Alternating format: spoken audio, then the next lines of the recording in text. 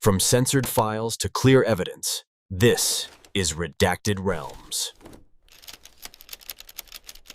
Could Cambodia become a threat behind Vietnam's back in the future? Cambodia, the country located just southwest of Vietnam, has become overly dependent on China both economically and militarily.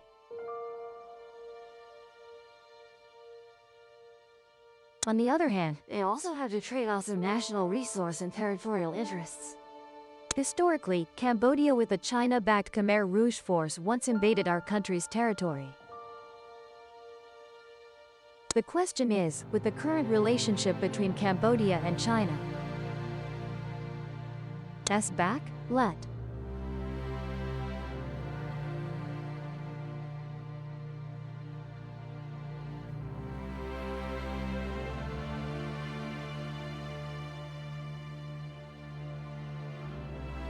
First, to assess whether Cambodia could pose a danger to our country, let's compare the military capabilities between Vietnam and Cambodia. In terms of weapons and experience, it can be seen that Vietnam does not have a huge gap compared to Cambodia. The Cambodian military was previously developed with construction support from Vietnam and weapons from the Soviet Union. Therefore, in terms of weapons, Cambodia has what Vietnam has. In recent years, Cambodia has continuously received military aid from China, such as armored vehicles, battle tanks, rocket artillery without having to pay. Besides that free aid, they also purchased many other types of weapons mainly to supplement the army.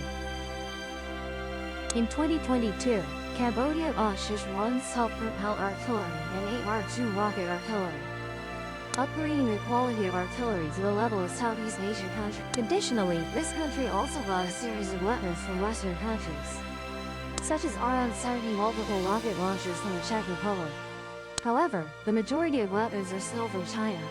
According to information released by Cambodia, the Royal Cambodian Armed Forces currently have 125,000 personnel, mainly army. This is because the country's borders frequently have disputes, not only with Vietnam but also with neighboring countries Thailand and Laos.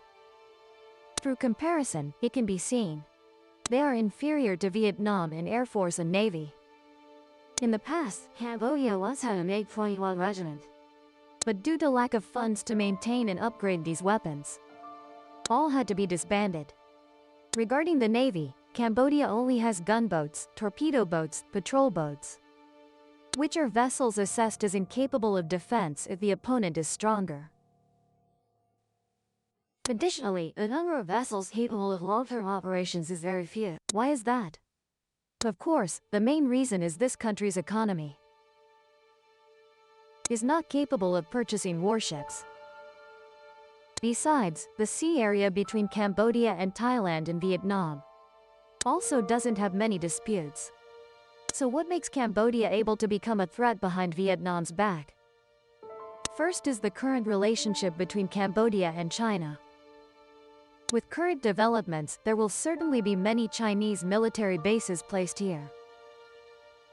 Specifically, in 2020, China demolished a US-funded facility to rebuild the base. According to CSIS, dredging activities at Ream Base have given it a deeper water port, thereby allowing large military ships to dock. The agreement allows China access to this base. In return, China will fund the base upgrade packages. Satellite records of dredging vessels operating daily show that Cambodia is preparing for a major change. In 2021, Cambodia confirmed China helped upgrade Ream Base to modernize and expand the base. By 2022, according to images collected by CSIS, the Chinese military had appeared at the Ream Base. Judging by military scale, this naval port after completion could accommodate ships with displacement of up to 5,000 tons. Despite Cambodia's evasive statements that the ships in the CSIS images were merely ordinary Chinese dredging vessels. However, the Ream Naval Port is not the only project with Chinese involvement. There is another rather shady project, the Tarasaco project in Kokam province. It wouldn't be noteworthy if it were built according to legal regulations. Under Cambodian law, foreign enterprises are only allowed to lease land for up to 99 years, with an area under 10,000 hectares, meaning this project exceeds the regulation by over 4 times though is still approved. Moreover, the land rental price is dirt cheap. One wonders what the leaders of this country intend by allowing China to lease over 40,000 hectares. With 20% coastal land for only $1 million per year. That's $25 per hectare per year, an unimaginable price, ASEAN.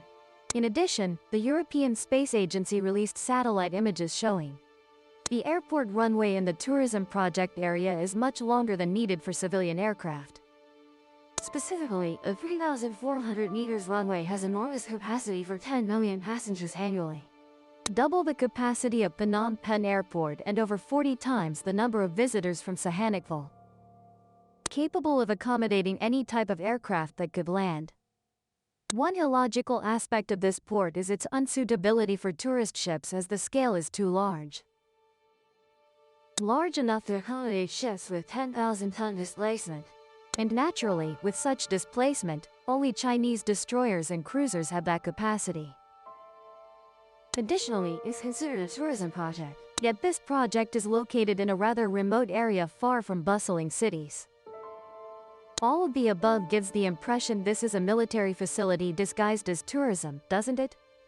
Even Washington believes the project developed on this 36,000-hectare coastal area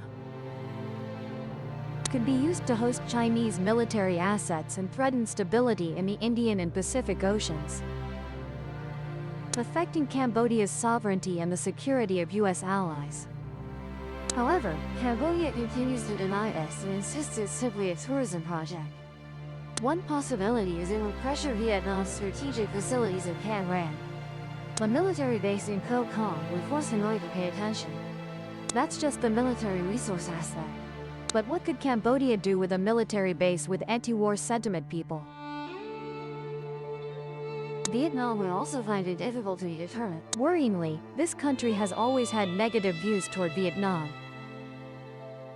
Specifically, the Phnom Penh Post wrote in 2014 that, in 1979, Vietnam drove out the Khmer Rouge and stayed for over 10 years.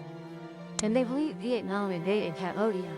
Additionally, Sam Rainsy, chairman of Cambodia's opposition CNRP, has spent nearly 2 decades specializing in anti-Vietnamese agitation against Vietnam-Cambodia relations focusing on border issues. In 1998, he began agitating, calling for the expulsion of Vietnamese from Cambodia. Cambodian politics also began changing for this period. Moreover, he falsely claimed that the Cambodian government uses maps provided by Vietnam and disadvantages Cambodia in border negotiations. Through these tactics, Sam Rainsy has deceived many Cambodians, succeeding in inciting non-existent ethnic hatred, gaining many votes, with promises to reclaim the southeast region and Mekong Delta. He even accused Hun Sen of being a puppet for Vietnam. Additionally, according to BBC estimates, nearly 3 million people believed in and supported his party. They believe that Vietnam's deployment of troops into Cambodia 10 years ago was essentially an invasion. However, he was later convicted of ceding part or all of national territory to a foreign country under Article 20 and Article 440 of Cambodian law, and was sentenced to life in prison. In summary, it can be seen that there are many hostile forces in Cambodia committed to opposing Vietnam. Thus, no matter what, Vietnam must always remain vigilant, because Cambodia is currently like a thorn that can grow at any time, due to China's influence increasingly manipulating this country. What do you think about this issue? In the future, will Cambodia take any actions affecting the border between US and China? According to Det, if so, it would certainly be by a party other than President Hun Sen's ruling party, because he is the only one who clearly understands how Vietnam helped Cambodia overthrow the genocidal Pol. What about you? Please leave a comment below to let Det know. Thank you for listening. Goodbye and see you again.